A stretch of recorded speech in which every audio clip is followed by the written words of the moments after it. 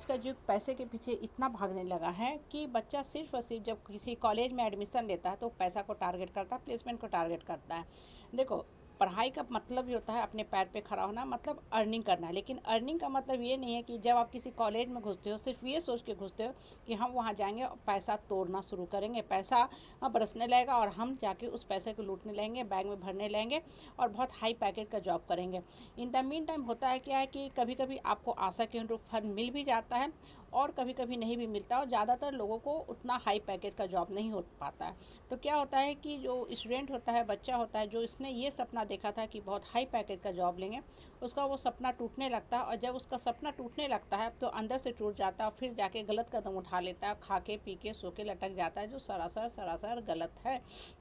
कहने का मतलब है कि जब भी आप किसी कॉलेज में जाते हो तो आप ये सोच के पहले आओ कि मैं यहाँ लर्निंग के लिए आया हूँ। जब अच्छा से एजुकेशन लूँगा, लर्न करूँगा, जब मेरा नॉलेज अच्छा हो जाएगा तो अर्निंग अपने आप शुरू हो जाएगी। और सबसे बड़ी बात, जब आप कॉलेज से किसी बहुत अच्छे इंस्टीट्यूट से भी पढ़ के निकलते हो या किसी सेकेंड टायर कॉलेज से भी पढ़ के निकलते हो तो उस समय आपकी उम्र बेसिकली क्या होती है, 22-23, नॉर्मली इस उम्र के ही होते हो। तो आप अपनी उम्र को देखो कि मेरे उम्र के हिसाब से मुझे कितने पैसे मिलने चाहिए, क्या मुझे इतना अनुभव है। एक डॉक्टर भी एक लंबे समय काम करता है, फिर वो बहुत अच्छे पोजीशन पे आता है, फिर वो या तो अपना पर्सनल प्रैक्टिस शुरू करता है या फिर किसी हॉस्पिटल में एज ए रेगुलर डॉक्टर नियुक्त किया जाता है। एज ए प्रोफेसर भी जब इंसान काम करना शुरू करता है, बहुत अच्छा ही पढ़ने में क्यों ना था, लेकिन सीधे उसको प्रोफेसर की गद्दी पर नहीं बैठा दिया जाता है। बहुत लंबा प्रोसेस वो तय करता है, फिर वो एज ए प्रोफेसर नियुक्त होता है। लेकिन उसके पहले उसको बहुत से चैनल से गुजरना पड़ता है, जैसे एसोसिएट प्रोफेसर, असिस्टेंट प्रोफेसर, उसके पहले वो बेचारा पीएचडी करता है। एक लंबा नॉलेज का फेज जीवन में वो तय करता है, फिर वहाँ तक पहुँचता है। लेकिन आजकल के यंगस्टर बेसिकली होते क्या है ना, कि पैसा के पीछे इस कदर दीवाने हो गए हैं कि अपने इंटरेस्ट को, अपने जो मोटो होते हैं लाइफ में, पढ़ने का जो पर्पस होता है, मोटिवेशन होता है, जो प्रॉपर स्ट्रैटेजी होता है, उसको भी साइड कर देते हैं। उन्हें लगता है कि सिर्फ जीवन का मतलब पैसा ही पैसा, पैसा ही पैसा, पैसा ही अर्न करना। इन द मीन टाइम वो ये भूल जाते हैं कि जब भी आप किसी कंपनी को ज्वाइन करते हैं तो वो कंपनी हमको पैसा दे रही है, अच्छी बात है, लेकिन कंपनी भी तो आपसे अपनी बेनिफिट देखेगी। कंपनी क्या बोलती है कि हम तुमको पैकेज देंगे, बिल्कुल देंगे, लेकिन मुझे भी तो प्रॉफिट होना चाहिए, मेरे पास क्या उस लेवल का काम है। सपोज करो कि एक बच्चे को पढ़ाना, 4th-5th के बच्चे को पढ़ाना, उसके लिए बहुत high qualified PhD, MS, MTech किया हुआ इंसान तो नहीं रखेंगे ना, नहीं। एक पीएचडी इंसान को, इतने हाई क्वालिफाइड इंसान को एक 4th-5th के बच्चे को पढ़ाने के लिए नहीं रखना है ना हमें। अब आप कितना भी क्वालिफाइड हो, अब आप मेरे पास आके बोलो कि हमको इतना सैलरी का जॉब चाहिए, तो हम क्या बोलेंगे, आई एम एक्सट्रीमली सॉरी, मेरे यहाँ आपके लिए कोई रिक्रूटमेंट नहीं है, मुझे एक नॉर्मल आदमी चाहिए जो मेरा ये क्लास ले सके 4th-5th के बच्चे को पढ़ाने के लिए।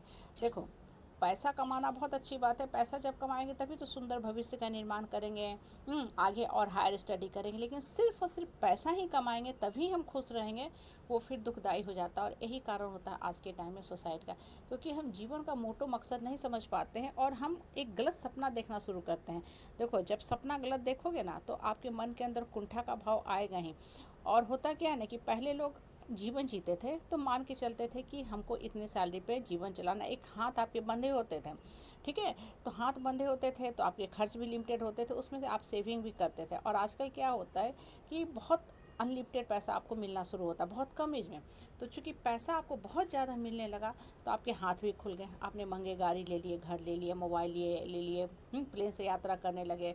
शौक के लिए लोग अब विदेश जाना भी शुरू कर दिए हैं, वो भी एक शो ऑफ का ही सिंबल हो गया। तभी तो फेसबुक पे, सोशल मीडिया पे, इंस्टाग्राम में हम फ़ोटो पोस्ट करेंगे।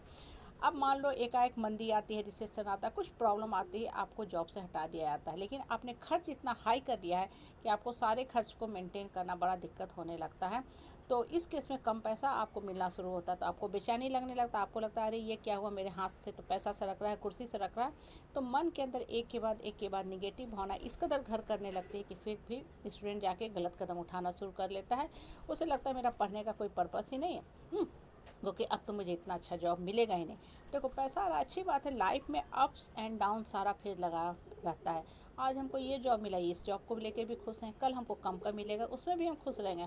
और सबसे बड़ी बात, कोई भी ऑर्गेनाइजेशन आपको पैसा तभी देगी जब उसको आपसे बेनिफिट होगा, मतलब आप उसके लिए काम करो, उसको आप प्रॉफिट दो, बदले में आप अपने हिस्से का मेहनताना लो, जिसे हम पैकेज करते हैं, सैलरी करते हैं या पैसा करते हैं।